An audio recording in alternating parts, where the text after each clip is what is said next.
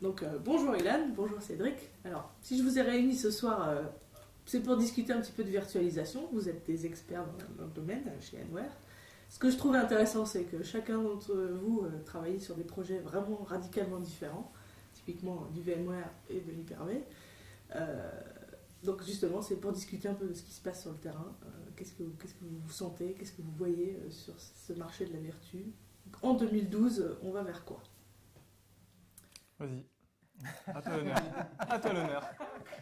Que vois-tu en 2012? Bon, bah écoutez, moi je vais parler un petit peu de ce qui nous attend en 2012 avec Hyper-V. Avec Hyper-V, aujourd'hui, on a quand même atteint un certain niveau de, je dirais, de maturité sur le marché. Enfin, en tout cas, moi, ça m'occupe à plein temps. Hein. J'ai plus assez de bras pour servir les missions autour d'Hyper-V.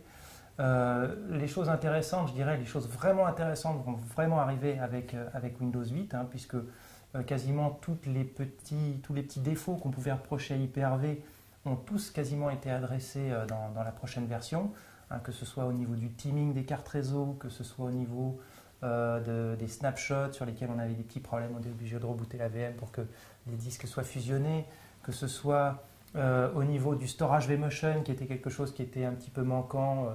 Il y a énormément de nouvelles fonctionnalités et là vraiment je me concentre sur les 3-4 grosses choses que je reprochais, je dirais, à Hyper-VR2, mais vraiment là pour la version 3 c'est une avalanche de nouvelles fonctionnalités. Donc maintenant éventuellement je passerai la main à Ilan pour côté hyperviseur, puisque après je peux parler des heures hein, sur les nouveautés, puisqu'on va voir aussi SCVM 2012. On va parler un peu de tout ce qui arrive après. Mais... Bah nous, il y a un peu moins de nouveautés côté VMware, parce que vSphere 5 est sorti il n'y a pas si longtemps que ça en fait. Donc on n'a pas non plus ce point où on regarde de loin et on se dit ça va arriver, ça va arriver. Donc nous, on est plutôt côté VMware sur des projets, on se dirige de plus en plus sur des projets avec Load Director. Donc vraiment l'avenir à court et même à plus long terme, c'est vraiment le cloud. Donc je sais que d'ailleurs c'est aussi le cas de Microsoft. Hein. Oui, bien sûr. Avec tout ce qui est Azure, Office 365, tout ça. D'accord, mais pendant longtemps on parlait d'hyperviseur mixte. Alors est-ce que quand on est avec beaucoup de VMware autour de soi, on voit se pointer ça? C'est-à-dire d'autres... Un peu d'Hyper-V dans un environnement très VMware, ou est-ce que finalement ça reste une annonce d'analyste sur de la Virtus Server, ça ne va pas être le cas. Là où on peut voir de l'Hyper-V, et encore ça reste assez rare, c'est vraiment dans un environnement VDI. Mais en général, non. VDI, oui, ouais. J'aurais pas parié forcément là-dessus de mon côté. Mais... Ça peut arriver. De mon expérience, moi, partout où je suis passé, chez tous les clients, la plupart, enfin essentiellement des grands comptes aujourd'hui, la plupart ont souvent les deux technos. C'est-à-dire, c'est rare d'être passé chez un client Hyper-V qui n'a pas déjà du VMware. Souvent, d'ailleurs, ils ont eu du VMware en premier. Et c'est vrai que Hyper-V, c'est tellement simple à déployer, puisque comme c'est bundlé avec l'OS, c'est souvent une solution qui arrive des fois comme ça en se disant « Ah bah tiens, c'est facile, je monte un Hyper-V ». Ça se monte un petit peu comme ça, même si on peut avoir des projets complets qui sont bundlés sur des clusters Microsoft pour X raisons, parce qu'on n'a pas envie de mettre ça sur les ESX, parce qu'il y a des contraintes, etc.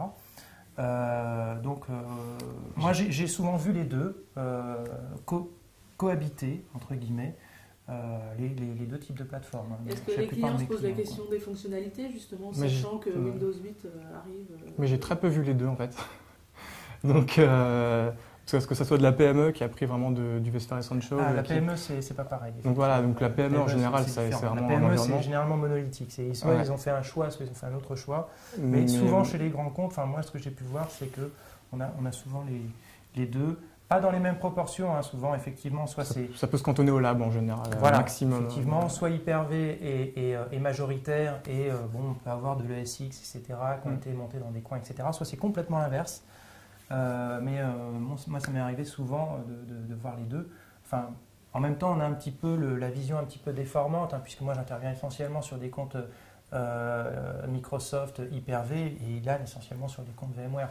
Donc, effectivement, on a un petit peu une vision un petit peu déformante à ce niveau-là, qui fait soit on voit de l'Hyper-V partout, soit on voit du VMware. On voit quand même ce qui se passe quand on est en mission, on voit quand même ce qui se passe aux alentours. Mais donc c'est vrai que la plupart du temps, même sur les très gros comptes, Quand il y a vraiment une grosse infrastructure VMware qui est en place, il y a très peu d'Hyper-V.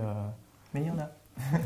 Quand je dis très peu, c'était une forme rhétorique pour dire. Alors, en fait, si je comprends bien, finalement, ceux qui sont grands comptes et VMware sont déjà tellement avancés dans leur disons projet de maturité qu'ils passent déjà au cloud de manière... Moi, je pense vraiment aux comptes qui sont passés de SX 2, 3, 4, qui font des projets de migration en 5, qui sont vraiment très implantés VMware.